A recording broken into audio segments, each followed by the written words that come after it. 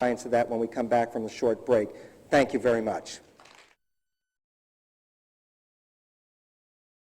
Bruce Lipton. Okay, thank you. Thank you very much for staying. I know it's getting later, but we'll try and finish this because this is, as Doug said, this is the most relevant part because once we understand how the machine works, now let's talk about how the machine is programmed to work, and this becomes more relevant for us. And I said there are several things I'm going to talk about, but the first one I want to talk about is what I call assumption number one, and that is the one that said biological processes employ Newtonian physics. And we talked about that, and what we said is that Newtonian mechanisms are based on the universe being a matter machine, so that all you have to study is the matter, that it's a complex machine that if you take it apart and study the pieces, then you can understand how the complex machine works by looking at all the individual pieces, and then by being able to do that, you should be able to create new pieces and control the expression of the machine. Remember, that was the mission statement of science, to control and dominate nature. Well, that means the ability to understand how the machine works and then replace the parts. Well, the issue about that is revealed in this article, which was in Science. This is a mainstream journal, conventional biomedical journal, and I'll read it for you in case you can't see it. And it says, but perhaps the biggest challenge to reductionism, the concept of taking it apart and looking at it, it says, but perhaps the biggest challenge to reductionism comes from the concept of information. Remember, information are signals, okay? The signals that control. And here's what I'm going to emphasize it now. It says, in biology, information is carried and received by molecules, which is fully consistent with the reductionist principles of physics and chemistry. The point it says is this, that in biology, information is only in the molecules. If it's only in the molecules, then to adjust your body, I provide you with new molecules, and there, of course, is the foundation of the pharmaceutical industry to make new molecules to adjust your body. But the issue is information only carried in molecules? Well, in old-fashioned Newtonian physics it is, but not in our new physics. The old Newtonian mechanism said the universe was made out of matter. It's just like a machine. But in 1925, we reestablished a new view of how the universe works. And it says this, that in quantum mechanics, the universe is actually made out of energy. What you look at as physical matter at the very atomic structure doesn't physically exist. That the atoms are not real physical at all. Even though I can show you an electron micrograph of atoms, they're pairs of atoms where the arrows are indicating right there. Here's an interesting truth. If I take a camera and start to get closer and closer and closer to that atom, that actually I could go all the way through the atom from one side to the other side and not see anything. The closer you get to the atom, the less you see. And the reason is this, that the atom is not physical. The atom is a vortex of energy. So inside the atom is nothing real structural. So we're familiar with the atom on the left, the Newtonian atom. All of us saw it, marbles, ball bearings going around like solar systems and all that. But here's the atom of today, the quantum atom. And it's not missing, it's actually there. But the issue is a quantum atom has no physical structure to it. But the energy behaves as matter in an atom. But so the point about it is this. The world of medicine is based on Newtonian mechanics. It's based on materialism. But in quantum mechanics, it says matter isn't the end point. Energy is the end point. According to quantum physics, you can never understand the universe if you don't incorporate the role of energy in the process, because energy shapes matter.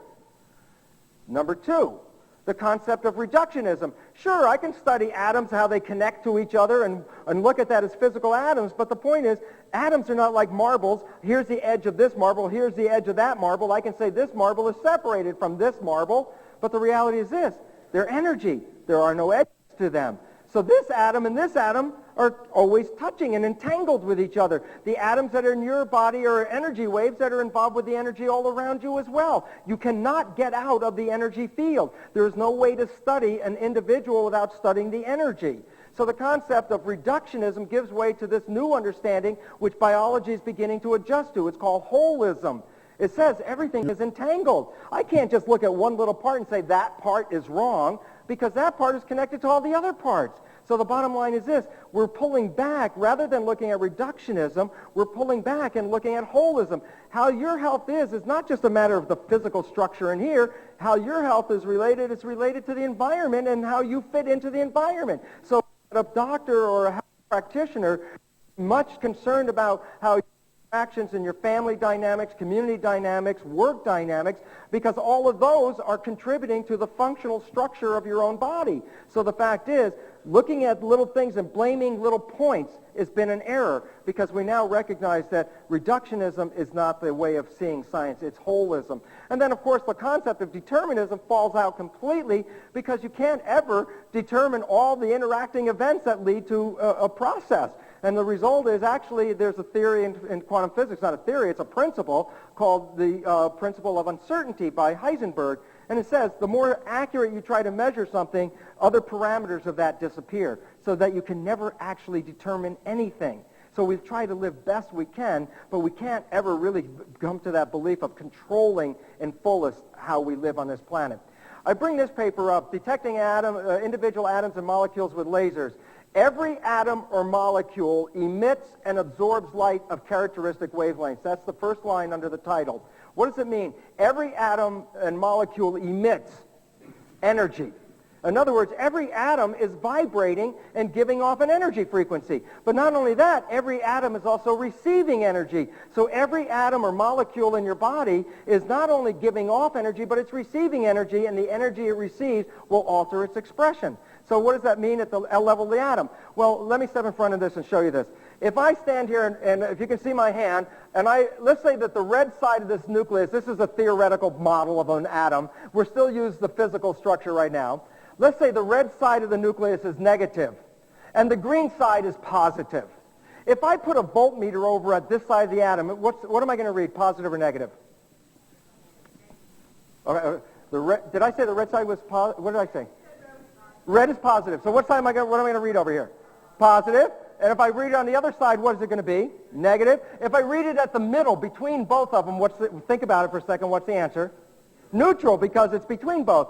Well, the fact is, yes, if I move the voltmeter all the way around, I'll get different voltages. But here's the truth. The atoms actually move themselves, so that I don't have to move them around. The atoms are spinning. Oops, let me go back. I'll go back to that one again. The atoms are spinning, and as they spin, if I put a voltmeter out of here, then what's it going to do? Positive and negative.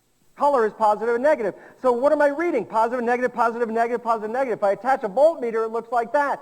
If I now get a printout of the voltmeter, what does it look like? Then you see this wave, that there's positive and negative, and they vibrate at different frequencies. Each atom has a unique characteristic vibrational frequency, and it broadcasts this because the energy is not held at the edge like here, but the energy travels throughout the environment. So when we read an atom, in the old days in our chemistry books, remember we had atomic mass and atomic structure and, the density of atoms. Now, in the new quantum physics books, when you read about an atom, you read about its electrical charges. Its volts. Atoms are measured by volts. And so what we're looking at is atoms have waves of frequency energy, so each atom vibrates at a frequency. So it's not only emitting a frequency, but atoms can also absorb frequency, because energy can be absorbed by other energy. So when we look at this spectrum, this is what we saw in our chemistry books when we went to high school, an atomic spectrum here. So I have different molecules, hydrogen, helium, mercury, uranium, and little color bars. But colors are frequencies. They're vibrational frequencies. What does it say? It says that each atom has a unique frequency vibrational signature that separates it from other atoms. That's how we can tell the composition of planets and stars, because if we read the light emitted from them, the light can be interpreted as to the composition of the planet. So we can read frequency and understand matter through the frequency. Well, the relevance about this is in this picture right here. This is a breast scan. And the question is this: am I actually looking at a picture of the breast, yes or no? Is this an actual photograph of a breast? No, it's an image of the breast. What is it an image of? It's an energy spectrum. And it's interesting. Medicine doesn't recognize the role of energy, but uses all the new quantum physics devices derived to read energy. So PET scans, CAT scans, the MRIs, all those kinds of technologies work on what? Reading the energy. So the relevance is this. They understand that the CAT scan will pick out the tissue there in the center where a cancer is. Well, why do I know that that's a cancer tissue? And the answer is the energy emitted by those cells is different than all the other energy. So when I do an energy scan, I can start to see the character of the cells by the energy they are emitting. Well, what's the relevance? And the answer is this. Conventional medicine would then see this and say, well, then what I have to do is go inside there physically, cut out that bad tissue and remove the bad tissue, only using the energy process for diagnostics. But the bottom line is this, as we showed in the slide about atoms, not only do they emit energy, but they absorb energy. So the interesting part is, rather than physically going in there, it is then possible to put the energy back in to adjust the energy of the cells rather than to destroy the cells. And so the fact is, in the process of healing energies, and we've heard about it for a long time, people emit energies, and that these energies influence the cells. And so the reality is that whether medicine wants to own it or not, physics automatically says you cannot deny the reality that physical matter radiates energy and absorbs energy, and by absorbing energy I can change the structure of the matter. So the fact is, it's better and a longer understanding and a far better way off for all of us, rather than getting in our bodies and cutting it open and cutting pieces out, to understand by redirecting the energy back into the body, you can entrain cells that are not at the right energy to adapt and adopt the right energy, and therefore do healing without cutting out the tissue itself. Well, how can that work? How can I send energy in and affect matter? Well, most of you have seen or heard about somebody like Ella Fitzgerald, a vocalist who can sing a certain note, and at that certain time, when that note is heard, a crystal goblet will explode. People are familiar with the breaking glass with singing? How does it work? And it works like this. The crystal, the atoms are all vibrating, just like I showed you. They're all spinning and they're vibrating at a certain frequency. So if I say that they're vibrating here at a frequency X, all the atoms, even though they're all in structure making the shape of the crystal goblet, they're connected to each other by atomic bonds, but they're each individually vibrating where they are, like this. They're all hanging, but they still maintain the structure. Now I take a tuning fork, and it's tuned to the same frequency that the atoms are. And when I hit that tuning fork, the energy of the tuning fork radiates out. And if the atoms are complementary, harmonically resonant, that's the word, complementary, harmonically resonant with the tuning fork, then the atoms will absorb the energy, just like it said in that paper. All atoms emit and absorb energy. So if I tune the energy of the tuning fork to match the energy of the atoms, remember the atoms are just like this, but what happens if the tuning fork gives them extra energy and they absorb it? What happens to their movement? It goes faster and boom! The point is, what happens is the tuning fork causes the goblet not to break. In reality, if you see a photograph of it, the goblet doesn't break, the goblet explodes. Why? Because all the atoms are vibrating now with so much extra energy they can't hold on to each other, and then the structure is completely gone. So this is a reality, that energy affects matter. And in fact, in medicine, they're actually using this in one process. Remember the kidney stones that get in your kidney, you have to pass them? That's the old way. What's the new way? Well, the kidney stones are crystals. And if they're crystals, the atoms vibrate at a certain frequency. So what the new procedure is, rather than passing the kidney stone, they put a probe up that broadcasts like a frequency, like a focus tuning fork, with the exact frequency of the kidney stone. And what happens to the kidney stone? The same thing that happens to the goblet. It explodes. And all of a sudden, you don't have to worry now. All you got to pass is a little sand, but not the whole rock along with it. So it's a lot easier in that process. But the question is, does this apply to biology? And the answer is, of course, and it works like this. Here's a tuning fork. There's a protein receptor with an antenna on it. The antenna vibrates at a certain frequency. Now, the antennas generally respond, as conventional medicine says, to molecules, which is true, because molecules have their own frequency, as it said in that slide, and when the molecule is present, if it vibrates at the same frequency as the receptor, then the receptor will vibrate when the molecule vibrates, and when the receptor vibrates, it will go from conformation 1 to conformation 2 as a result of responding to that vibrational energy. So the bottom line is what we expect is this. I hit the tuning fork, and then the receptor, which is in conformation A, begins to absorb the energy, and in the result changes the shape of the protein, the structure of, the assembly of the backbone, how it's organized, changes that, and then the receptor goes to conformation B or 2 at this particular case. So the point is this. The receptors, which, remember what the function of the receptors are? They're the ones that signal the process. That the receptors not only respond to molecules, but the receptors respond to energy.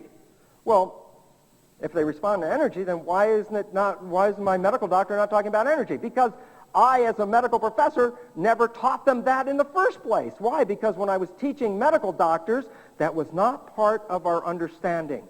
And yet, since my research started taking me that way, I realized something, that there's been papers in the literature that have been in there for 50 or 100 years, over and over again, in the hard-stream, main core scientific journals, papers about what? Electromagnetic fields affecting every level of cell biology. The paper in the upper left, electromagnetic fields, the effect on DNA synthesis. There are certain electromagnetic fields that turn on DNA synthesis, other fields that shut it off. The one on the right, pulsing electromagnetic fields induce cellular transcription. That means RNA synthesis.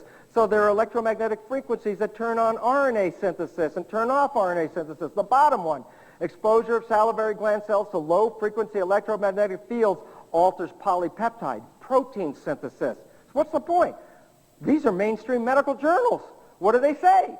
That the energy in the environment can activate all of the main functions of a cell, DNA synthesis, RNA synthesis, and protein synthesis. More than that, these papers also show, like the one in the upper left, that I can get blood vessels to differentiate, grow, and form blood vessels by putting them in electromagnetic fields, just putting the cells in the field. Or I can get mononuclear blood cells, the upper one on the right, to start to divide, mitosis, in the field. The electromagnetic fields can cause them to divide. Why is that relevant? When mononuclear cells start to divide out of control, that's called leukemia. So in other words, I can induce leukemia in an electromagnetic field by causing these cells to divide out of schedule. This one is very important here on the right. Noradrenaline release potentiated in a nerve cell line by low-intensity pulse magnetic fields. And this is the new area that's getting a lot of attention. It's actually illustrated in the next slide as well. Electromagnetic fields, biological influences. Electromagnetic fields exert effects on and through hormones. What are the function of hormones? Regulation of the body. What does it now reveal? High tension lines, cell phones, microwaves, they all influence the hormones of the body and then throw the body out of alignment by being in the field. Now it says, well, how come literature says that the high tension lines don't affect people? Because that's what the story was. And the answer is that data was skewed and incorrect, and they were required to do it again because there is an effect by electromagnetic fields on your biology. But here's the interesting little catch. If you are not under stress, the fields will not affect you.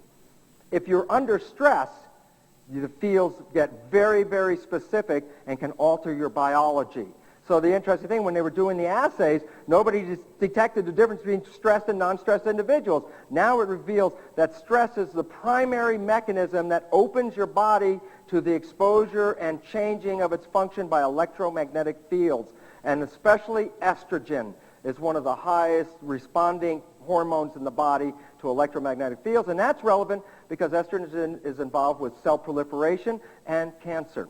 So that there's a connection between the fields now. Now, the signals that come in, let's just stop. Let's end at this moment on that other section.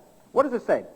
It says that signals control the biology, that conventional medicine only, as it said in the science article, recognizes molecules as the source of the signals, but quantum physics, which is the parent science, and all science have to adopt to the quantum physics, so biology has to adopt to physics and recognize what quantum physics says is that energy activates these receptors as well, but I don't have to convince you of that. I already have all the literature in the papers right now that energy does the same as molecules, so energy healing is not some kind of made-up thing or some kind of, being some quackery. Energy healing is real because energy is more effective in controlling biology than molecules are, and that's according to physics. So the bottom line is we have ignored the role of energy because conventional medicine is locked back in a pre-1925 version of physics. But in 1925, when quantum physics came in, it says you must include the energy in the equation. Now the question is this. I have a cell, and I know the behavior of the cell is elicited by the receptors that read the signals. Here's this beautiful understanding, because this is what simplifies my understanding about how it all works, and then I applied it to my life, and it made such beautiful changes in my life. And it works like this. I used to clone human cells. And when I put them in the culture dishes, I'd observe their behavior and do things. And one of the things that's very interesting, if I put a cell in the culture dish when I started, and the cell is here, and I put food over here, when I start the experiment, I put the food over there and cells over here. When I come back a little later, where do you think the cell is? The cell moves toward the food, right? Okay. Experiment number 2. I put the cell over here at the start of the experiment, and I put toxin in over here. And I come back in a few minutes later, where's the cell going to be? Over here. Look, this is so beautiful, because here's the truth. At the level of the cells of which we are based, there's only 3 behaviors a cell can do, obvious behaviors that you can see. And here are the 3 behaviors. The cell can move toward a signal, the cell can move away from a signal, and the third one is actually a signal can be made in the environment, but the cell ignores it because it's not relevant. So there's actually 3 different movements: moving forwards, moving backwards, or not moving at all. Does that make sense? I mean, you can see it, right?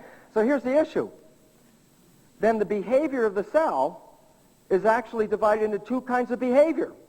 When a signal is presented that the cell needs for its maintenance and its growth, the cell will always move toward the signal. When the cell is presented with a signal that threatens its life, then the cell will move away from the signal. So there's only 2 behaviors. What are they? Moving forward is growth, and moving backwards is protection. So the bottom line is this. Point. Now look at the logic, because this is the part that's like profound but simple. A cell moves forward for growth, moves backwards for protection. Can a cell move forwards and backwards at the same time? Yes or no? No. Point. Fundamental, profound nature of the point. The cells in your body are digital. When they receive signals that say growth, they will move toward things in growth. But if they're not receiving growth, then they will move backwards in protection. And the point about it is this. Then the cells in your body are going back and forth between growth and protection based on what? The perception of the environment. But since the cells are in the community, they're also the perception of the brain. So as you're thinking, what are you doing to the cells? You're giving them information about their environment. If you think that, oh my God, I can't make it through this lecture because the damn projector broke. Oh my God, what do you think my cells are going? Oh Bruce, you know, they're hiding out. On the other hand, it's like, cool, we can make anything, we can do anything, we can survive. And what are the cells going to do? Well, they're not going to shirk backwards, they're going to move forwards in growth. Why is this relevant? Because the behavior is that clearly digitized, that it's one or the other. And the point is this, although you have 100,000 different gene programs minimum, I can take all the gene programs in your body and divide them into 2 groups. Those genes that provide for growth and reproduction, and let me explain what I mean by growth. Growth is not just from a baby to an adult. You are growing every day. Why? Because every day you're losing thousands, millions, trillions of cells a day. And if you don't replace those cells, what's going to happen to your body? You're going to experience disease and death. And so the bottom line is this. Then for you to survive on a day-to-day basis, just to keep level, you're growing all the time. And that's a requirement of the system. So the fact is this. Growth goes on, and it keeps you healthy and alive. And then the issue is this. Once you reach a certain age, then the genes, there are also genes for growth, but growth of the next generation. So the growth genes are for you or for the next generation. So those are growth genes, okay? On the other hand, growth, as I said, is only when the cells are moving forwards. But when cells are moving backwards, they exercise protection programs. So there's another set of genes in your body, or your cells, which are involved with your protection. But the point about it is this. A cell at any one time is either in growth or it's in protection, but it can't be in both. Now I got to ask you a simple question, and it's economics. Does it take energy to grow? Does it take energy to protect yourself? Well, then the point about it becomes very simple, because here's the point. When you find that you're in protection, you have to use energy. But the more protection you're in, the more energy you use. Well, where are you getting the energy from? You have a balance. You have like a checking account in your body of energy to run this body. And the more checks you write for protection, what happens to the balance? It gets less and less. And there's a point where so much protection is used that you actually now short growth processes. And this is true for like the nation right now. Right now, our budget has in excess of 50% of the U.S. budget is in protection. What does that mean? Well, all that money that's allocated for protection is not helping us grow or maintain the country in any way, because that's all put into armaments and whatever they are. And the issue is this applies to your own body. When you walk out on the street, when you wake up in the morning and you start to live, you're vacillating between growth and protection. And the issue about it is the more protection you require or you perceive you require, and that's the trick, the one that says you think you need protection, the more you put into that, the less growth you start to accommodate. And here's an interesting part. You could be so afraid, you can be scared to death. And that's the truth. The truth is this, that fear can be so great that you absolutely shut off growth so quickly that you actually die right at that moment. And the reality is, understand the balance of your health is related to the amount of energy expenditure you're putting into protection. So the bottom line, survival is actually equal to growth divided by protection. And now look at this. Turn on the news, read the newspaper, listen to the TV. What do you hear every day? More reasons to protect yourself. Well, the air's not good, the water's not good, the food's not good, these people are unsafe. Every time you turn around, what are you doing? You're walling yourself off more and more. Why? Because growth means to go forwards. What is protection? Go backwards or wall off the outside. We start to isolate when we start to become fear-bound. And as we become fear-bound, we shut down growth as a natural biological mechanism. But it's interesting. I have 50 trillion cells. Each cell can be in growth or protection. But my whole body doesn't have to be in growth and protection, so I can have a range. My body can be in so many cells are in growth, so many in protection, so I can have a percent. So when I look at the human system, I also recognize that growth and protection is a variable, okay? And here's the interesting part about it. When I'm growing, which biological systems in my body am I using for growth? And the answer is all the organs in here called the viscera. The heart, the lungs, the digestive system, the liver and pancreas, and all these things. These are for growth. When I protect myself, which system do I use? Get out of here, I'll hit you with my lung. No, that's probably not what it is. Okay? The point is, when you're in protection, what physiological systems do you use for protection? Muscles and bones. And the interesting thing is, there's a switch in your body that switches from either the viscera or to the muscles and bones. Remember that thing we call fight or flight? Remember that adrenal system? The adrenal system is a master switch that switches between what? The two systems. The switch says, if I start to get into fight or flight, what am I going to use? Muscles and bones. Well, I shut down my viscera in the process. And that way, I have all my energy allocated to get ready to run. If I need to run away from a lion, I'm not going to start processing digestion at lunch. Why? Well, that energy might be the exact energy that it took me to get the last step so my foot doesn't get caught in a lion's mouth. So the system is intelligent. It says, when you're under threat, it will allocate the energy to where the threats are. It shuts off the visceral system. So the bottom line is simply this. In growth, the visceral system commands the somatic system. It works like this. In growth, I need water. So my body says I need water. Well, how do I get to the water? Well, I move to the water. So how do I do that? Through my skeletal system. Well, who directs it? The viscera says I need water, so the skeletal system responds to the viscera's request. So the viscera administers to the skeletal system administers to the viscera's need. Well, here's the interesting thing. My viscera says, Bruce, you need some water. So I say, okay, let's go get some water. So I start to go get some water, and right away, there's that lion right in front of me. And the fact is this, at the moment I see the lion, well, what do you think I'm going to do? Still go get the water? Nah. Really, at that point, my somatic system says, the hell with the water, we're running. So what's going to happen is I suppress the viscera when I activate the somatic system. And the point is, they're bound to each other. It's called the autonomic nervous system, sympathetic, parasympathetic for the words. But the fact is what? One pushes the blood into the skeletal system, and the other pushes the blood into the visceral system because the blood is nourishing it. So the bottom line is that humans are different than the individual cells because we have this graded effect. And here's the beautiful part about it. And you know this. Love is the maximum nourishment for growth.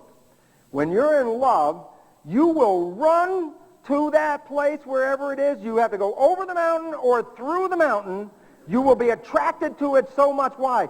Because love provides a whole system, all the hormones and connections of the system to do what? Provide for your growth and your maintenance and your health. However, the moment you get in fear, then what do you have to do? You back away, you wall yourself off, you separate from the environment, and the consequence is this. Protection from the environment cuts you off from the environment. Cutting yourself off from the environment cuts you off from life. Now, the issue is very interestingly revealed, especially in kids in Eastern Europe where they have so many orphanages. I always thought that these kids in Eastern Europe were in the orphanages because all the wars going on over there. It turns out that's not true. The kids are in the orphanages because the parents are still having babies because of whatever their religious beliefs are, and they can't maintain them. So orphanages are dumping sites for kids that parents can't maintain, not because they don't have parents. And it turns out, in the studies on these kids, virtually the largest percentage, over 80% of them, become autistic. What is an autistic child? A child that doesn't respond to the outside. Why? Because in the protection required to survive, the child walls itself off. And as a result, look at the pathology that results. These kids do not interact with our lives because they put a barrier between them and the outside world. But what else happens to them? Every growth parameter is reduced by from 30 to 40% or more. Their size, their height, their physiology. Why? Not getting love is losing the nourishment. Not getting the love means that if you're not getting love and support, then you're also then trying to protect yourself. In the absence of love is fear. And the result is fear will shut off your system. And I'll explain exactly how that happens in the human. There's a master switch. Every one of us is affected by it. The system in medicine is called the hypothalamic pituitary adrenal axis. It affects every one of us, and it works like this. Stress is something that's perceived by the brain. Remember, perception. If I think of a signal as this is a scary signal, then it's stressful to me. Well, the issue is this. If I'm in growth, I go out and move forward toward it. But when I start to see stress, I have to protect myself. So the body gets, from the signal of the brain says, okay, mobilize the body for what? Growth or protection under stress? Protection. Well, how do you do that? And here's the answer. That the signal goes from the brain to the pituitary gland. Remember pituitary gland? Even you got that in high school. What is the common name of the pituitary gland? The master gland. What does it mean? It's the gland whose function shapes the rest of this. So the brain says to the master gland, growth or protection. When the stress level is up, the master gland is given the signal to set up the body into protection. So what happens is the pituitary gland releases ACTH, which is a hormone that goes to the adrenal glands, which are on top of the kidneys. The adrenal glands secrete what? The adrenergic hormones, adrenaline. What's adrenaline for? Fight or flight. Now here's the interesting point. When the master gland says stress, what am I going to be in, growth or protection? Okay, now here's what happens. The hormones of the adrenal gland squeeze or constrict the blood vessels in the viscera. And what they do is they force the blood from the viscera to go to the arms and the legs. Why would it do that? Think about why. Because you got to run. So you got to nourish the muscles. Well, the thing is, it preferentially puts blood into the arms and legs. Well, the question is, if it preferentially put the blood into the arms and the legs, where was the blood before it was in the arms and legs? In the viscera. What's the function of the blood in the viscera? What functions? Growth. So when I get scared, what's the first thing that happens? I take the blood from here and push it out to here. Why? Because I got to run and move and fight or flight or whatever it is I'm going to do. Well, the point is this. As soon as I got stressed, I shut down my growth mechanisms. The more stress you're under, the more chronically you suppress the growth mechanism. It's not a conscious decision. It's a part of the system called the HPA, the hypothalamic pituitary adrenal axis. The significance of it is that the releasing of the glucocorticoids and adrenaline cause a fight or flight response. Well, here's an interesting point. Okay, did you get this right away? That under stress, the chemistry of the body causes the blood to go from the gut region into the arms. Does that make sense? Okay, and it makes sense then if I don't have the blood in the gut, then the function of the gut is reduced. And that's what happens. But here's the other thing. Now think about this one, because this is like another adding an insult to an injury issue. And it goes like this. My immune system is a very expensive organ system to run. It costs a lot of body energy to run. It's a very high energy usage. If I am trying to protect myself from something that threatens me on the outside, Do I use my immune system for that job, yes or no? What's the immune system function? Protection on the inside, so if bacteria or viruses get into me, okay? So here's the point. I start to see the lion. I get the release of the adrenaline and the glucocorticoids. The blood is running into my arms and legs so I could run away from the lion. What do you think happens to my immune system? Do I increase its function or decrease its function? Decrease it. And in fact, the same hormones, this is the point, the same hormones in stress are used by the medical profession to shut off the immune system in people who receive transplants of organs and tissues. Why? Because I don't want to reject them. So how do I regulate the immune system? Well, I give them these hormones. But what hormones are these? These are the hormones from stress. So it says, okay, you're not receiving a graft of an organ or a tissue, but you're under stress. What happens to your immune system? It shuts down. And the reason why it does that is conservation of energy, because I'm dealing with the external environment as the source of the threat. Well, you know this as well as I know this. When you get stressed, whether it's at school or at work, when the stress levels get real high, that's when you get sick.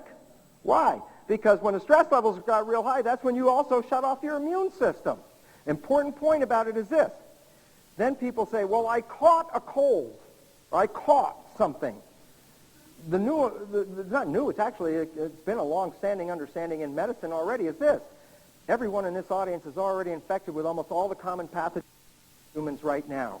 They're in your blood. I can take a sample of your blood right now, and I'll show you the bacteria and viruses that live in your blood. And you say, but Bruce, I'm not unhealthy. I'm pretty damn healthy. Look at me. So what are you talking about? I'm infected. And what the name of the organisms are given as a group. They're called opportunistic organisms. What does it mean? It means that they live in your body, but they can't thrive. They can't thrive when you're in health. When you're in health, your physiology is like in a perfect balance. It doesn't support these organisms.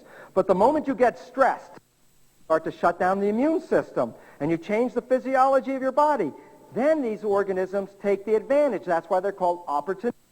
That they were there all the time, but they can only express themselves when you're in a weakened state. When do you get in a weakened state? When you're under stress.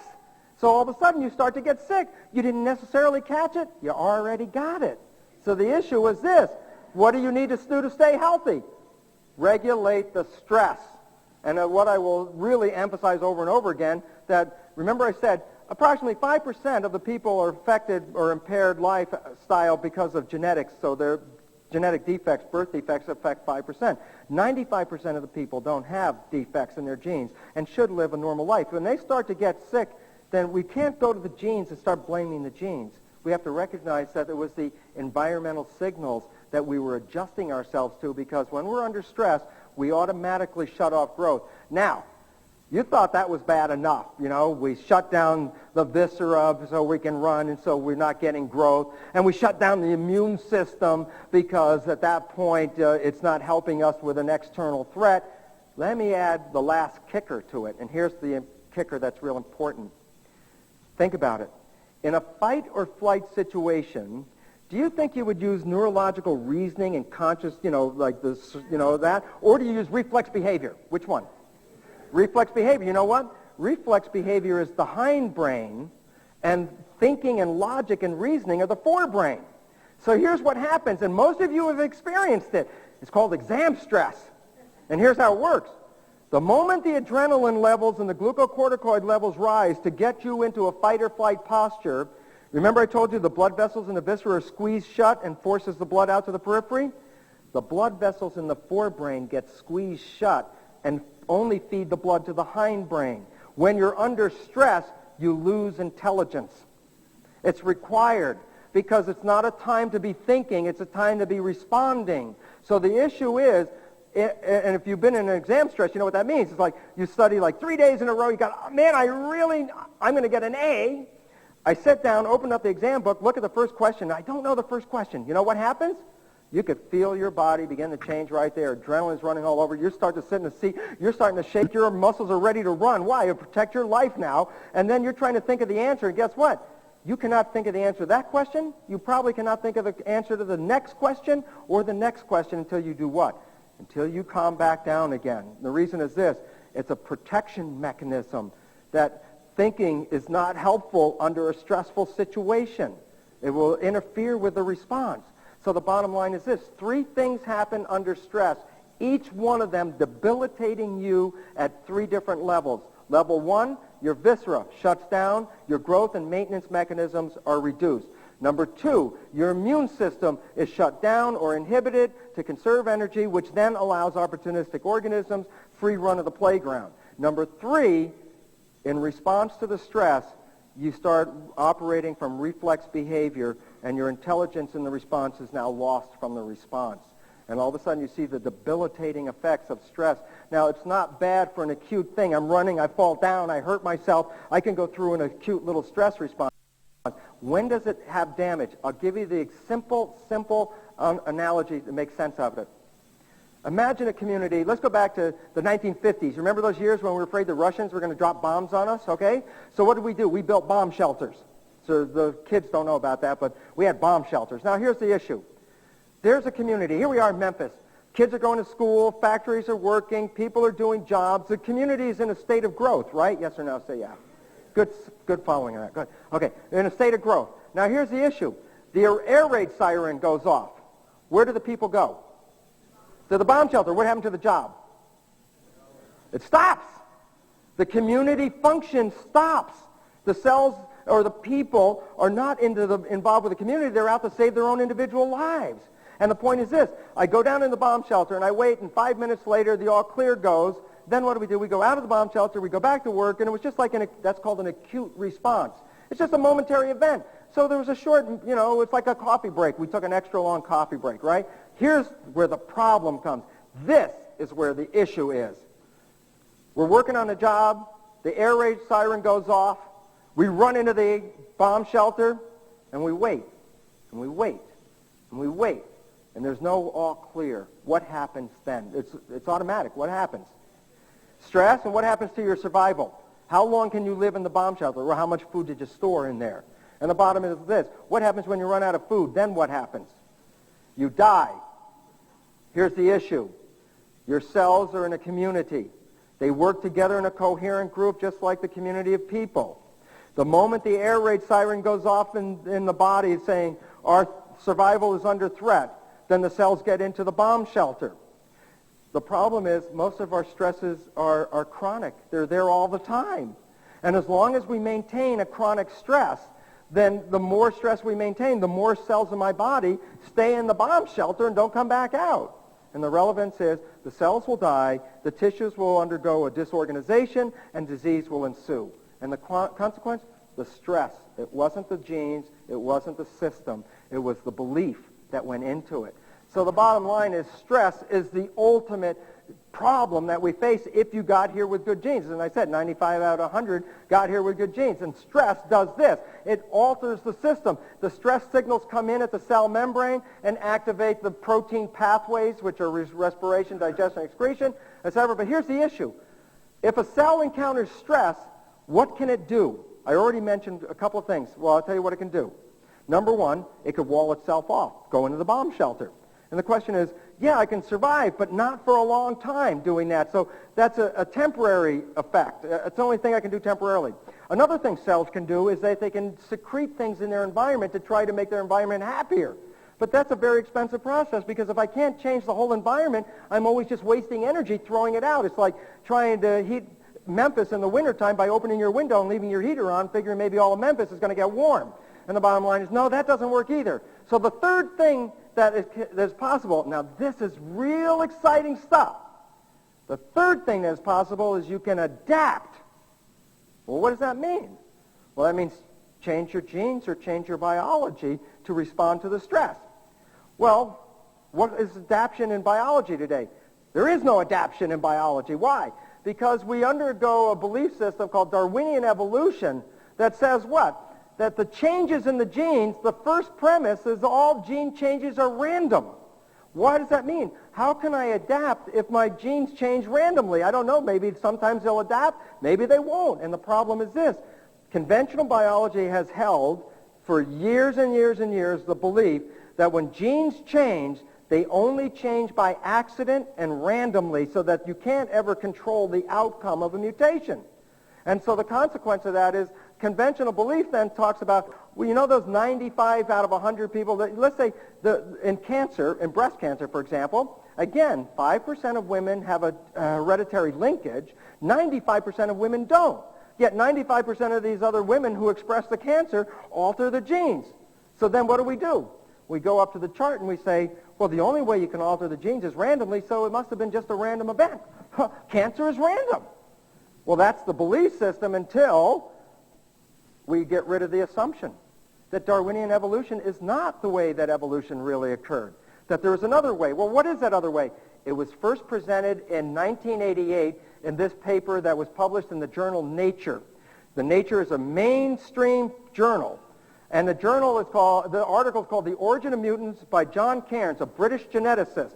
And here's what he found. Listen to this, because this is one of the most important papers in the history of biological science. Why? Here's what he did. He took bacteria that had a defective enzyme. The enzyme is called lactase. Lactase is an enzyme who breaks down the milk sugar called lactose. And that enzyme is necessary to break down the sugar to extract the energy and the building blocks so the bacteria can use the lactose as a food source to power its growth and division. So these bacteria that Cairns starts with have defective enzymes for lactase. They cannot eat lactose. That's the truth. So he takes these bacteria and he puts them in a petri dish, and the only food he put in the petri dish is lactose. Talk about stress. These little bacteria guys were going, oh man, there's nothing to eat in here. Well, the problem is this. When there's nothing to eat, they can't divide. And when they can't divide, they can't reproduce the DNA, which is generally where the source of the mutations occur. And the result is they can't divide, they can't change the DNA. We expect nothing to happen. And yet, in all the petri dishes, after a few days, there are bacterial colonies growing in every one of them. And the question was that Cairns said, how the heck did that happen? Conventional understanding says that these can't divide because there wasn't any energy, so they can't change the DNA. How did they change the DNA? So when he examined the DNA, what he found was they didn't randomly change a whole bunch of genes. They focused on the genes for lactose, the lactase enzyme, and they changed just the lactase gene, even though they weren't dividing. It was a whole new mechanism, a whole new concept. And the interesting part about it is when he reported this, the British journal Nature, they wrote an editorial right after his paper. The editors wrote, they said, look, John Cairns is a distinguished molecular geneticist. We know his work for years, but this paper we have trouble with. In fact, the title of the editorial that the British journal had was, the title was A Unicorn in the Garden. The point is a little British humor, you know, it's like a fantasy in the Garden of Eden here, you know. The Americans, no sense of humor, because a week later an editorial came out in the journal Science, which is the mainstream journal of American science, and look at the title, A Heresy in Evolutionary Biology. What's a heresy? Well, that's for religious people. And it said this, there's a religious belief, and the religious belief, and I say religious, is that it's underlined in there that mutation is a continuous and random process.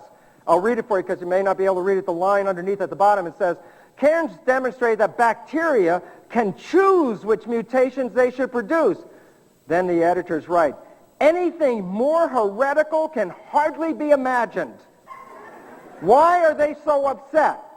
And the answer is this. Think how profound it is. If mutations can occur as a result of adapting, then mutations are not necessarily random. And if mutations are not random, then evolution wasn't an accident. We didn't get here by accident. We got here by program. The relevance of this is that we actually got here through a process of creation and evolution simultaneously occurring, that the organisms were pre-adapting to the environment and the signals in the environment were shaping the organism, so that evolution was not an accident.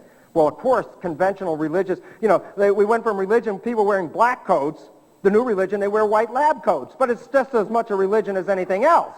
And the bottom line about that belief is that when we question the belief, everybody, oh, what do you mean energy healing? Ah, that's heresy. What do you mean changing the genes? That's heresy. The truth is, no, it's called science. But science has a conviction to hold the truth, especially as the pharmaceutical industry, again, is trying to impress upon us because they're selling us a lot of things. So the bottom line is this. What does this say? Well, this paper, let me explain. The paper that Cairns' paper came out in 1988. That was over 12 years ago, okay? This paper in Scientific American is in 1997, so that was 9 years after. Point about this paper. I have to read it for you because you won't be able to read it. I'm going to use my theatrical. I'm on a stage, so I'm going to read it theatrically. It says, evolution evolving. Here's my theatrical part. New findings suggest mutation is more complicated than anyone thought. First line, 9 years ago, John Cairns.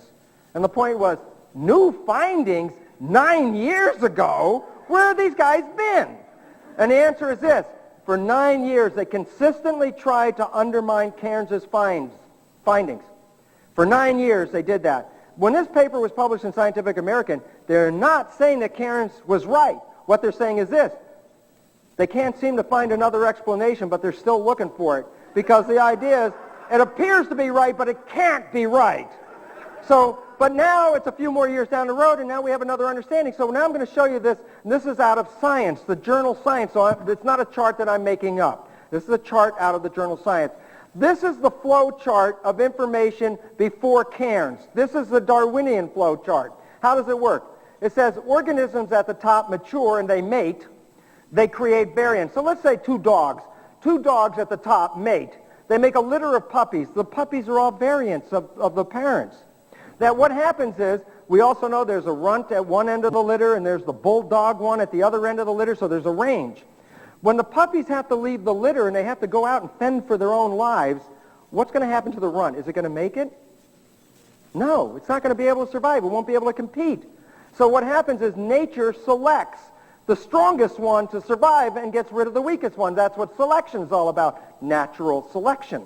So it says this, that those that are capable of surviving mature start to cycle over again, that all the variations arise in the part of the reproduction phase, which is the belief is when the DNA gets altered. Now, I'm going to show you the new flow chart based on Cairns, and it becomes very relevant for this reason.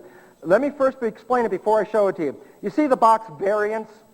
I'm going to show you in the new chart, it's on the right-hand side, but there are 3 variant boxes. So it goes organisms, variant, variant, variant, selection, and I want to talk about those first. So let's take a look at the chart. The chart is this, organism, and there are 3 variants, genes of DNA metabolism, genotype variation, phenotype variation, selection. Let me explain what they represent. Phenotype variation. Phenotype is the physical expression as you see it. So your phenotype is how you look physically in the world. Genotype is the underlying genetic code that programs for this structure. The box on the top, there's a new name for it. So let me give you the new name because it makes much more sense. The box on the top is not called genes of DNA metabolism anymore. There's a new name. It's called genetic engineering genes. What did they find? That in every nucleus, in every cell in your body, you have genes whose function it is to rewrite the other genes if they encounter stress. So the significance is then you're capable of rewriting your genes. But here's the most important part. What was not even included in the other chart but is now included, and it wasn't there before? And the answer is these 2 boxes right here, the environment and organisms' perception of the environment. Look where the arrows go. What can the environment do? Follow the arrow. It goes up, across, number 6 and number 5. What does it say it can do? The environment can cause the genetic engineering genes to rewrite your genes. Number 2, they can change your genetic code. That's what it does. Now here's the important one.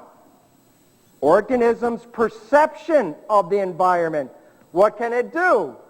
It can rewrite your genes, number 4, or it can change your physiological body to respond to the environment. What's the relevance of all this? Well, the environment was never even included in conventional biology. Now the environment is found to be very important, and more so, remember the slide I showed you about perceptions and belief? Overlay the top. And look, organism, environment, that's the slide we showed, is the environment. Organism's perception. We said perception is belief. And what does it affect? The cells. In what way? By rewriting the genes and changing the structure of the cells. The bottom line is this. Your belief in a stressful situation will rewrite your genes to accommodate the stress. And the relevance about that is that if the stressful environment is something that's not even real out there, you will change your biology to fit what you believe. And the issue is this, then specific organs and specific tissues of the body are connected to the beliefs. There's a great book by Louise Hay called You Can Heal Your Life. There's a glossary in the back, and she's done great research to reveal that specific stresses affect different portions of your body. And as a result, if you understand which portion of your body is affecting the stress, then you can deal with it by understanding what emotions are eliciting that stress. And I'll give you, it's just very critical to understand this, is that the symptoms of your body are your body telling you that you're under stress. That's clear. But the point about it is your body is trying to tell you with a symptom, deal with the stress. Because if you're not dealing with it, we're going to have a problem in here. And here's the interesting point. When we go to conventional medical care, what do they do with the symptom? They cover it up. So you don't feel anything anymore. You know what the analogy is like? Because this is true. When I was working in graduate school, I was working in a Chevy dealership to make some money. And Friday afternoon, all the guys had cleaned up their tools. The shop is ready. Everybody's closing up. It's almost 5 o'clock. Everybody wants to go home.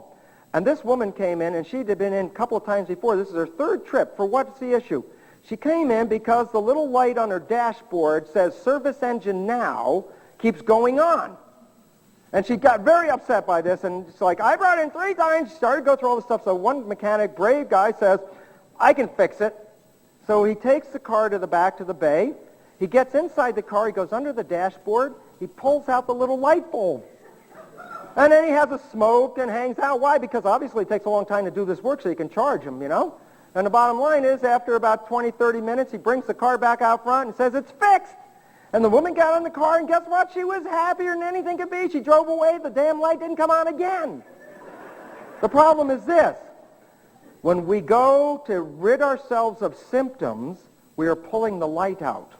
The symptom is just the information that something is going wrong.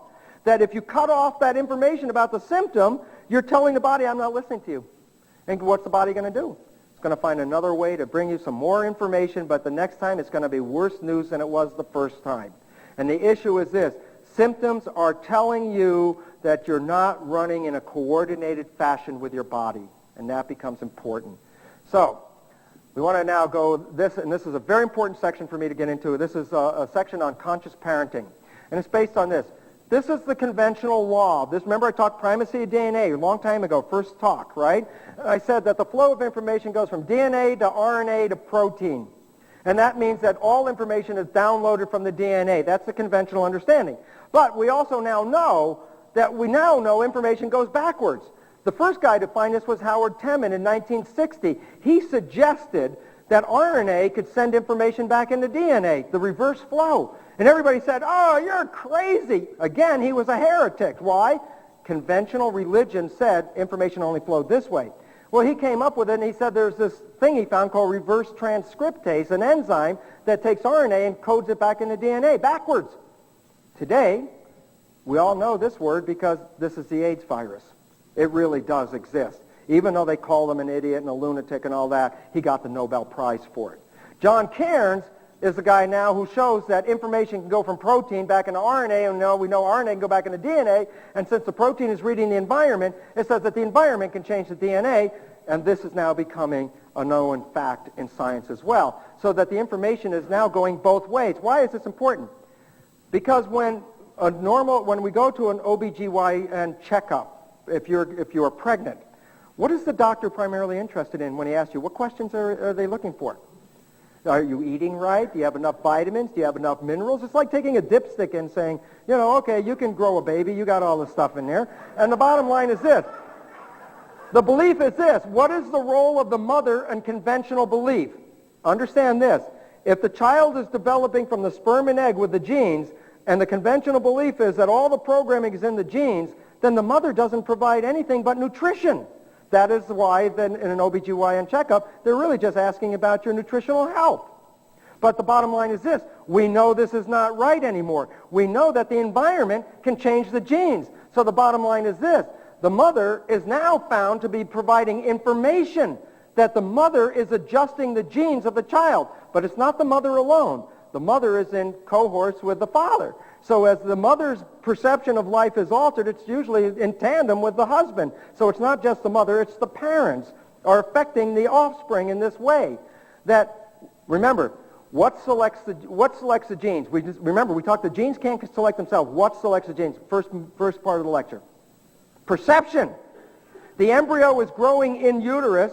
What is it perceiving? What environment does the embryo perceive? The mother, because it feeds off of the mother's blood. Cool. What does the mother's blood have in it? Of course it has nutrients in it. That's what provides the nutrition. What else does the mother's blood have in it? All the hormones and the molecules that organize her body to respond to the environment that she perceives. So guess what? The fetus is reading that. So the fetus is adjusting to the environment that the mother perceives. Why is that? Because nature is so intelligent. It said, sperm and egg are generic. When they come together, when was it and where was it? It makes a difference if the sperm and egg come together in the middle of Africa or the middle of Chicago. They're two different environments. The two kids are not going to adjust the same in each environment, but the kid has to adjust before it's born. So it turns out that the mother is nature's Head Start program. It helps the child select the genes that will be necessary for that child to survive in the environment because the child is going to live in the environment that the mother perceives. So nature has taken the ability of the mother to have perception, cross that over the placenta, and the perception of the mother now becomes the perception of the child. And as this article in Newsweek last year came out and said, where health begins, obesity, cancer, and heart attacks, how your odds are set in the womb. This new understanding comes out and says exactly what I'm trying to tell you, that the genes of the child are dynamically selected in response to the perception of the mother. And why that's important, as I said, is it allows the child to immediately be adapted to that environment that the mother lives in. However, since perceptions are beliefs, and since beliefs are not necessarily accurate, then a mother's perceptions, mother and father, remember they're in tandem, the parents' perceptions are genetically selecting, or genetic selection mechanisms for the child. Parents are genetic engineers. They're selecting genes. How is this child going to respond? Well, listen, think about it before I even show the slides. In a protection system, well, I already screwed that question up. I was going to say, which system would you activate? The protection system. And the answer is specifically this. In an environment that's threatening, perception system is activated, or protection is activated. In a supportive environment, growth is activated. Here's the truth before I show the slides because it's going to be really great. In an embryo, the organs and tissues that develop in relationship to the amount of blood they receive. The more blood they receive, the more better their development. Simple, obvious nourishment growth process. Well, look at this slide. In mice, mom's genes favor brains over brawn. I'm going to illustrate these two genetically identical mice in the next slide. But the relevance about it is this. As I said, these are genetically identical, but they're grown under two different environments. And the significance is this. They don't look the same anymore. They're not like clones of each other. What's different? Well, can you guess which one is the protection one and which is the growth, which was grown in a protection environment, which is grown in growth environment? Can you guess? The one on the right is grown in a protection environment. Okay? Why? Think about this. Let's go back. Remember HPA axis? When a stress response happens, where does the blood preferentially go? From the viscera to the arms and legs. Look at the body on this one. Look at the body on this one. So the point was, in a stressful environment, more blood went to the muscles of this individual. Why? Because this baby is getting ready to come out, fight or flight, man. It's getting ready to go. Okay, now the other thing is this. You can't see anything about the immune system, but remember I talked about the brain? I said, what happens under stress in the brain? And the answer? The hindbrain gets more flow of blood and the forebrain gets squeezed. Look at the difference. You can see the forebrain as this dark structure above my hand right here. The forebrain in this one starts on the right and goes all the way back to the left. The difference in the brain, 50% of the brain is gone in mass. Why? because the hindbrain is developed. Look at the big bulge sticking above my hand. That's the hindbrain. What's the function of this? This is an athlete. What is this? This mouse is a mouth athlete. Why? It's got great muscles, it's got great reflexes, but it's a little short on the intelligence. And it turns out, a fact, 40 to 50% of a child's IQ potential is determined by the prenatal environment. This paper is illustrating that. It says in the subtitle, the genetic heritability of IQ remains highly contentious. A new analysis shows that genetic influences may be weaker and prenatal environmental influence is greater than previously appreciated. It's based on a paper that reveals 40 to 50% of the potential IQ of a child is a variable based on the perception of the mother during pregnancy.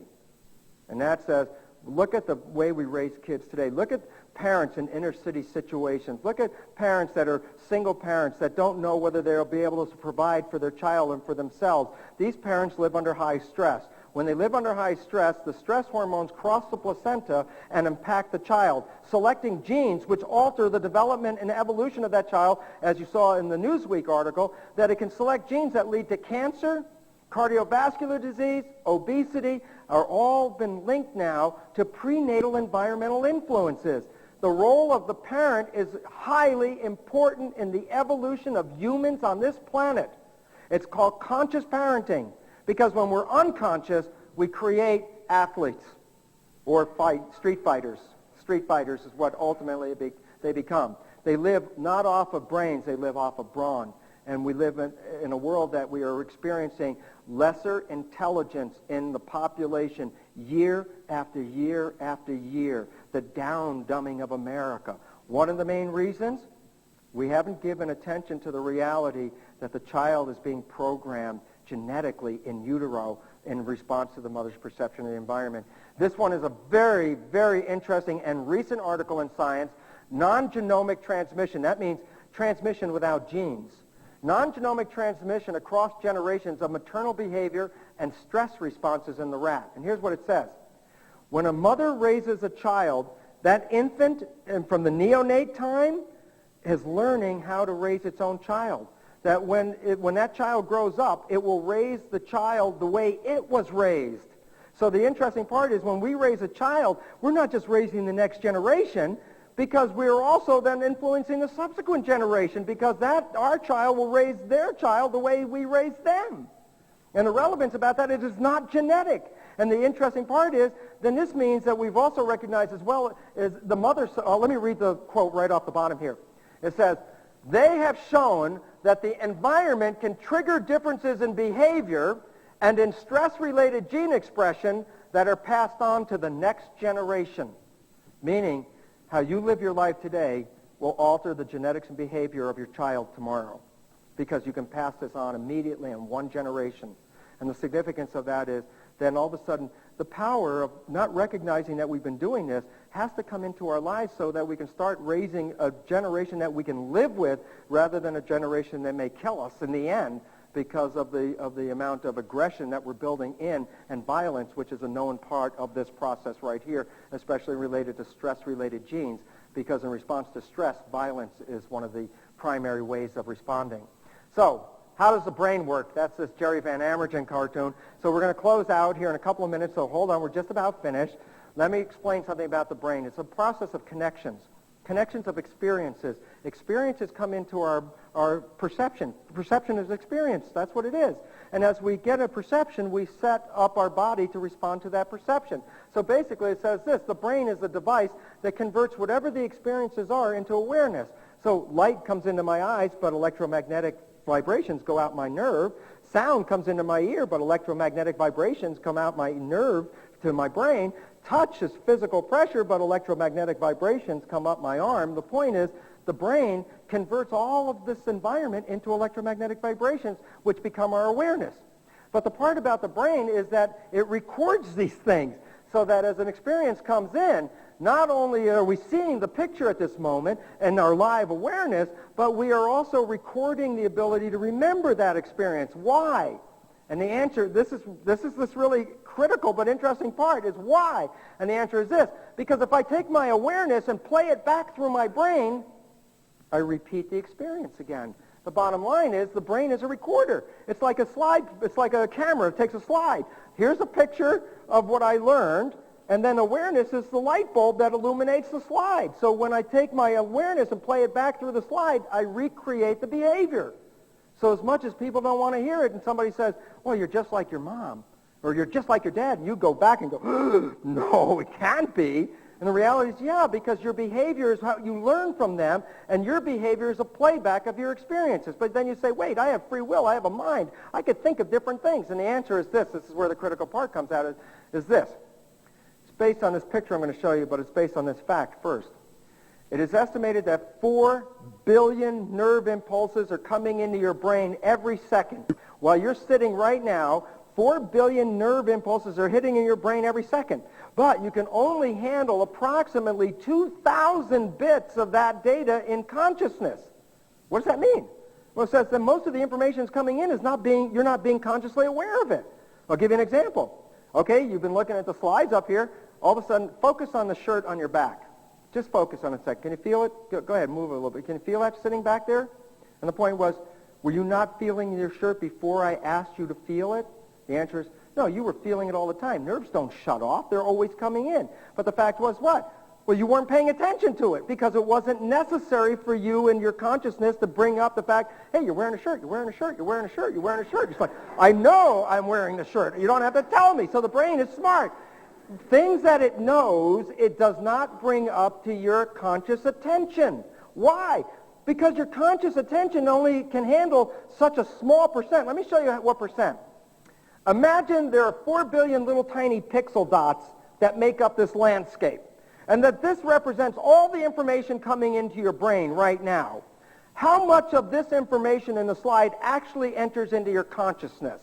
And the answer is, you see that little dot? If you can, or if you can't see it, that dot is 1,000 times larger because I had to be able to show it to you. In other words, where's all this? What's all this stuff? And the stuff is, it's information that's coming into your head right now, but why isn't it in your consciousness? The answer is, because if you've already learned how to do something or respond to the signal, there's no reason to like, hey, you got a shirt on, you got a shirt on. I don't need to know that. And the point about it is this, then most of our behavior, listen to this, most of our behavior has been from experiential replaying over and over and over again. So the concept is this, most of the behavior that you elicit, you don't think about consciously.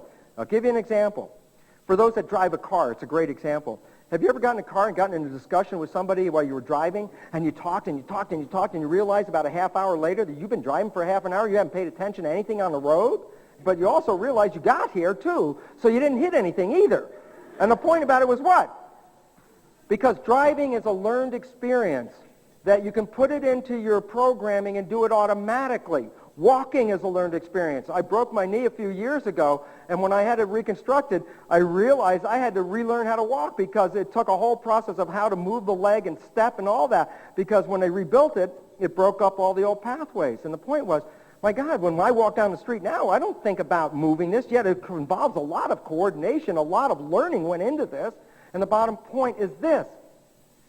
Then most of the behavior that you elicit is transparent to you. You don't even see it.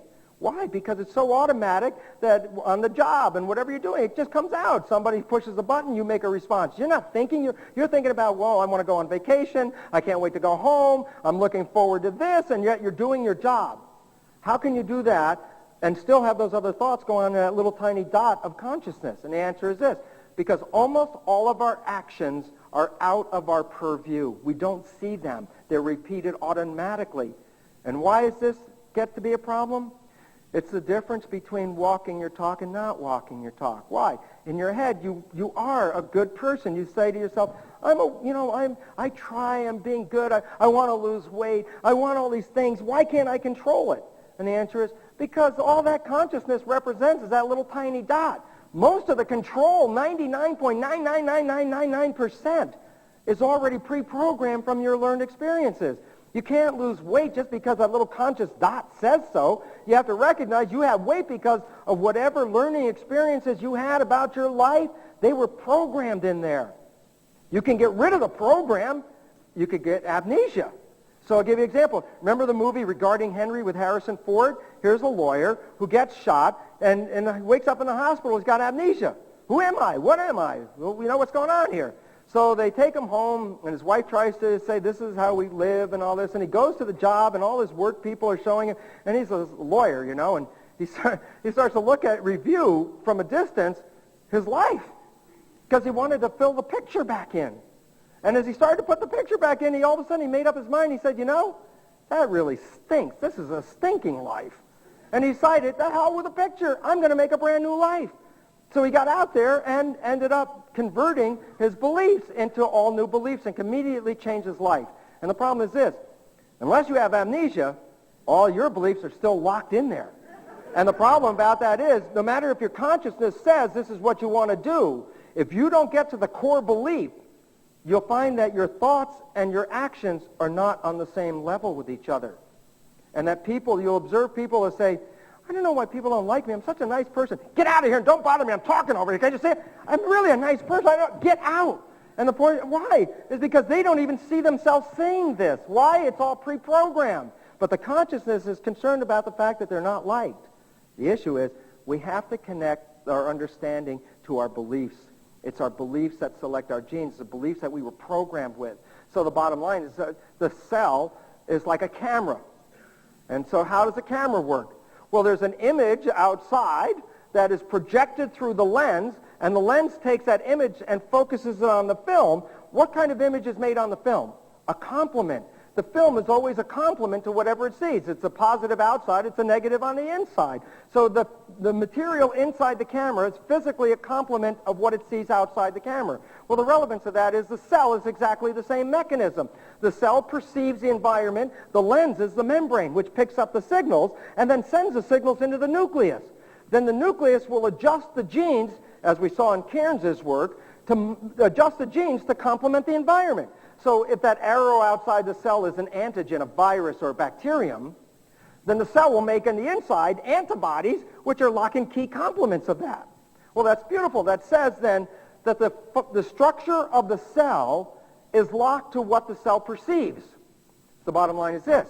Your cells, what is their physiology? And the answer is, what do you see? If you open your eyes, and this is the image that greets you when you open your eyes, then what kind of structure is your cell going to make in response to that? It will complement it. This is a pathological situation. The cells will become pathological.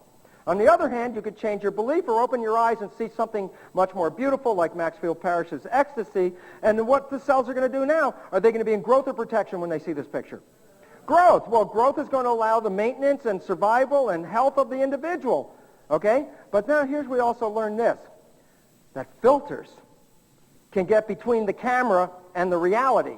And when you put filters in, you change the image by modifying it by the filter. Understandable? So the bottom line is this. Cells have filters. And the filter is what? Belief. Belief gets between the environment and the response of the cell. So the belief is a filter that takes the environment and converts it into something it can understand and then relate that to the cell so the cell can make a complement of it. Now, what I would like you to do is go to your envelope and pick out one of the filter glasses, red or green, either one, red or green, and hold it on in front of your eyes. And as you're holding it in front of your eyes, look at the screen. It's going to be red or green. Now keep the glasses on, and then tell me, is this a picture of love or fear? When you see this picture, are you living in love or are you living in fear? Love or fear? Yell it out. Love and fear. Okay. Are you living in love or are you living in fear? Okay, now go back. Switch the glasses with the other color. Okay, you got the other color on? Are you living in love or are you living in fear? Living in love or are you living in fear? Now the point is, take the glasses off. Now here's the truth. This is the truth, and this is how simple it is. The world has everything in it. The world has got everything in it. But you can only see what you were trained to see. Your experiences taught you filters. You put the filters on in front of your eyes, and you go through your life with a belief that changes the reality into something that you were selecting out of it.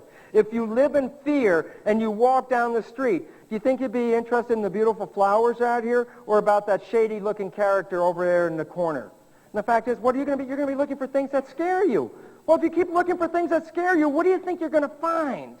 Things that scare you. And the bottom line is this. The fear generates the reality because the filters only select from that what will pass through your belief filter. So let's say I believe in fear. I'm walking down the street, right? And I trip over something. I go, oh, damn it, I'm trying to keep my eyes on the road. I tripped over this thing and took my eyes off the road.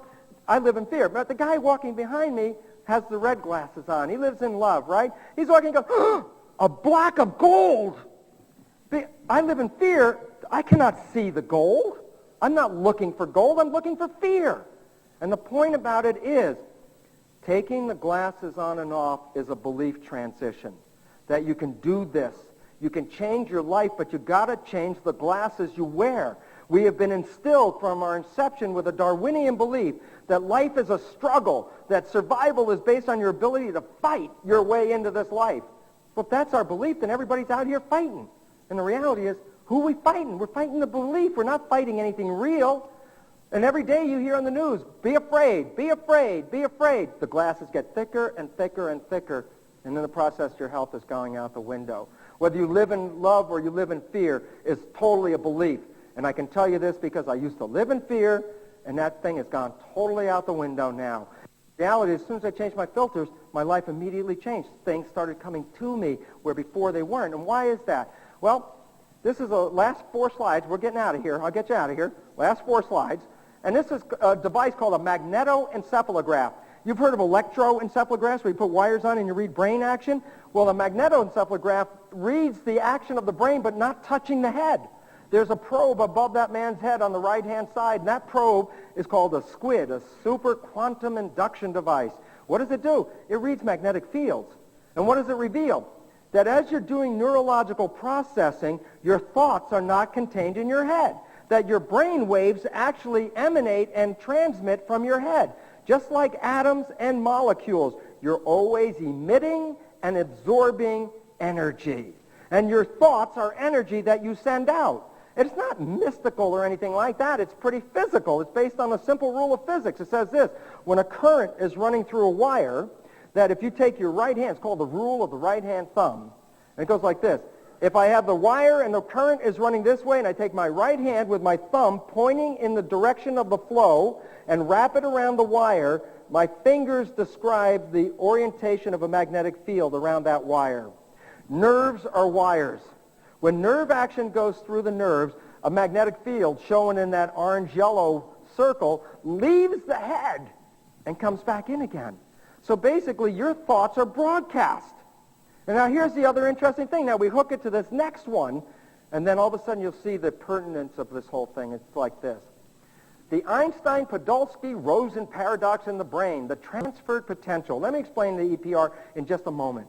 And it goes like this. That particles in fundamental physics come in spins, and they come in pairs, one spinning to the left, one spinning to the right. And it says if you change the spin of one, the other one will instantaneously change its spin to complement it.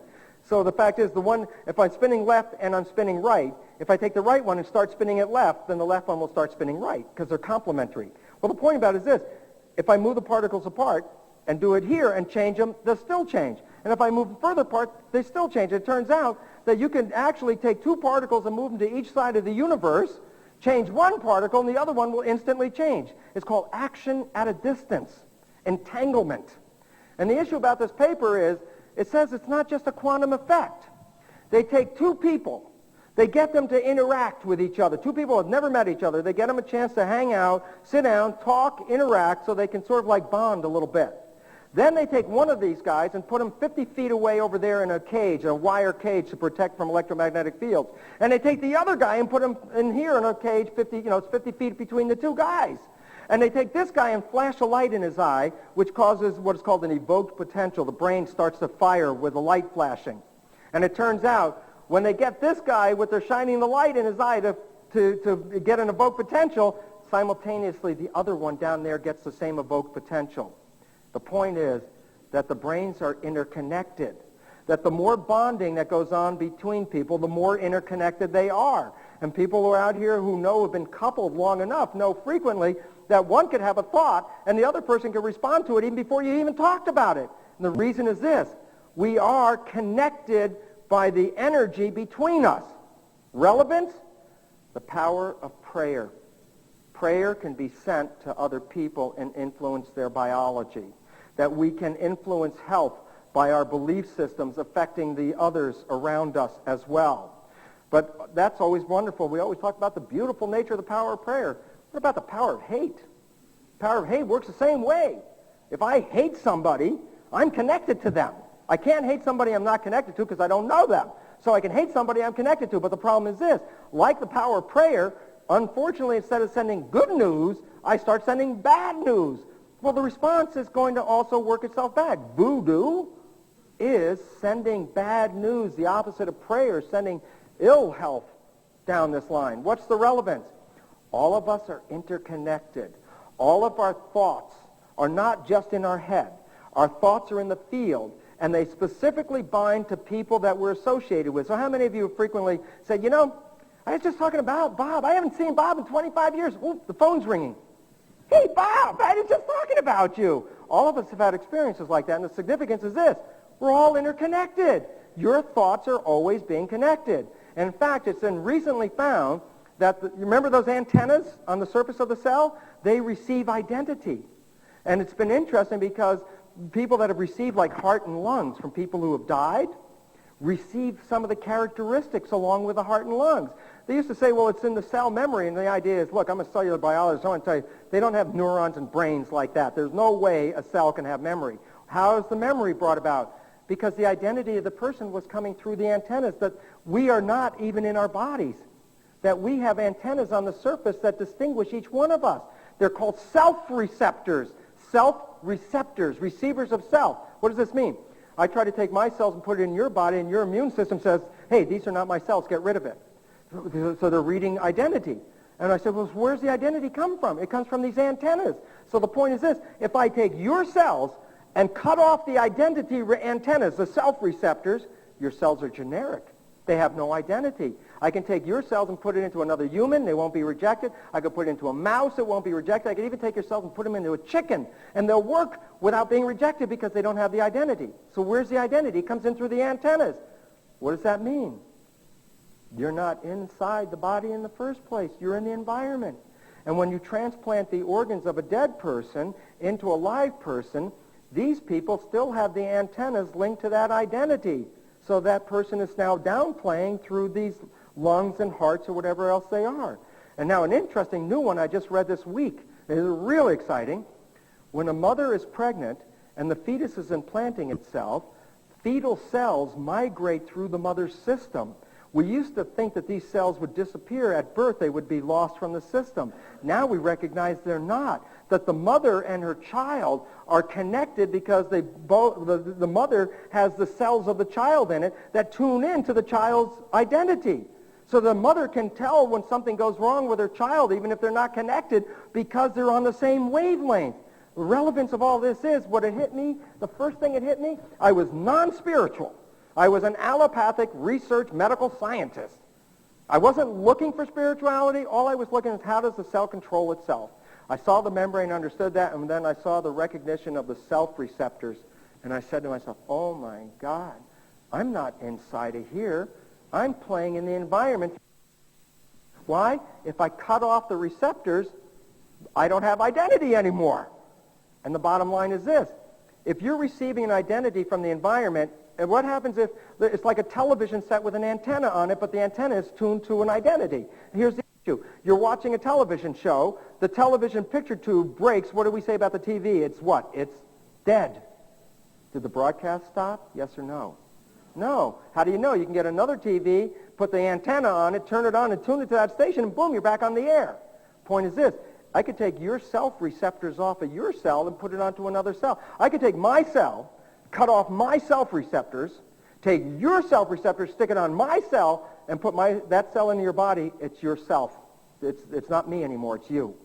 And the point about it is all of a sudden you start to recognize this, and I said, oh, my God, if I'm out there in the environment, then what happens if I kill the cell? It doesn't change me in the environment. I'm still out there. And all of a sudden, I cough. First time in my life, the reality of a spiritual identity.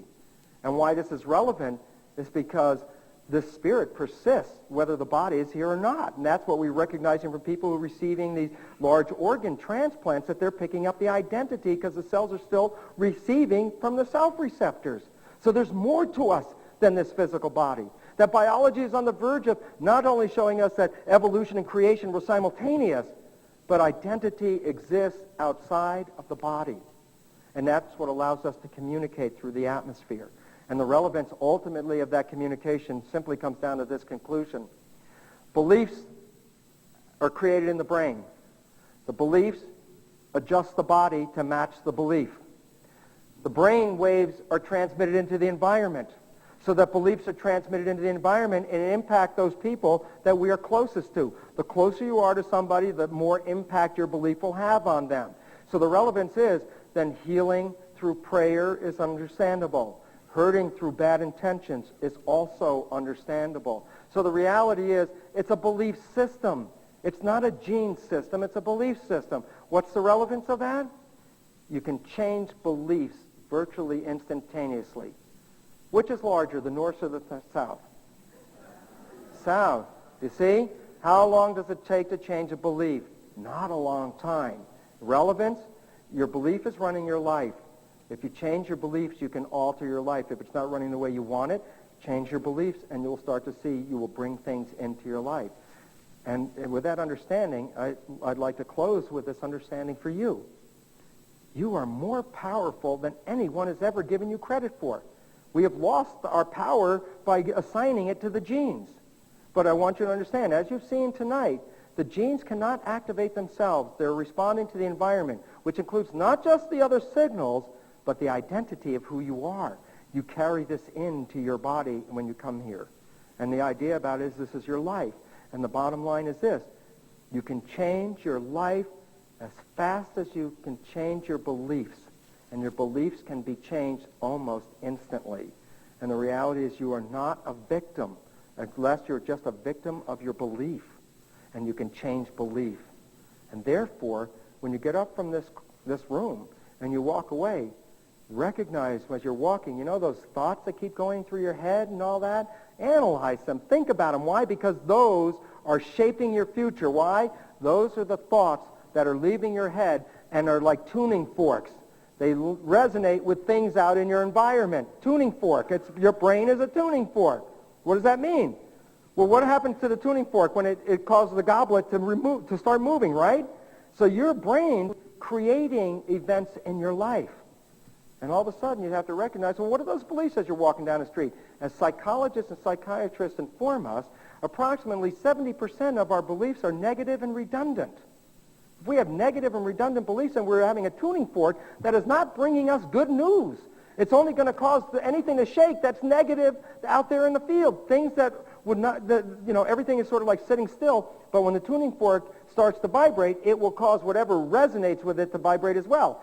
So I have let's say 50 people out here, and there are 49 good people and one bad guy. And I start putting out a vibration of fear of the bad guy, fear of the bad guy. So what am I? I'm a tuning fork. Which of the people out there are going to vibrate with me? The bad guy. And all of a sudden the bad guy will be attracted to me. We bring into our lives things because we're not watching that. This is the secret of life. Watch your thoughts because you can create new ones. I know this. I've done it. And it works. And the Caring Center here in town is a great resource to get into recognizing the beliefs and the energy in your environment, how you can alter them, because it's a darn sight more healthy and safe than going through a lot of conventional medical practices to try to do the same. So I leave you with this. You are powerful beyond anything you've ever imagined. But then you have to recognize responsibility. And I used to end by saying, if you understand everything I just said, then you understand this. You are personally responsible for everything in your life. Well, I used to end that way, and people got so mad at me all the time that I thought, this is not a good ending at all. And in fact, what happened was some woman got so upset she brought her husband in because she could not fathom the idea that she was involved in the unfoldment of her life. So we talked about it, and I said, okay, how about this as a conclusion? So this is the new conclusion. You ready? You are personally responsible for everything in your life once you become aware that you are personally responsible for everything in your life. Thank you very much. Thank you.